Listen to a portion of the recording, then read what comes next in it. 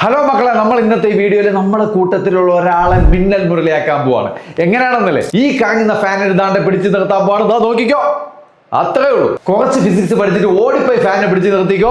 V = R omega. Omega എന്ന് പറഞ്ഞാൽ ഫാനിന്റെ റൊട്ടേറ്റിംഗ് സ്പീഡാണ്, അത് കോൺസ്റ്റന്റ് ആയിരിക്കും മക്കളെ. V = എന്താണ്? R omega. R എന്ന് പറഞ്ഞാൽ റേഡിയസ്. ഈ ഫാനിന്റെ ലീഫിന്റെ ലെങ്ത് കൂടുന്നതിനനുസരിച്ച് റേഡിയസ് കൂടിക്കൊണ്ടിരിക്കും.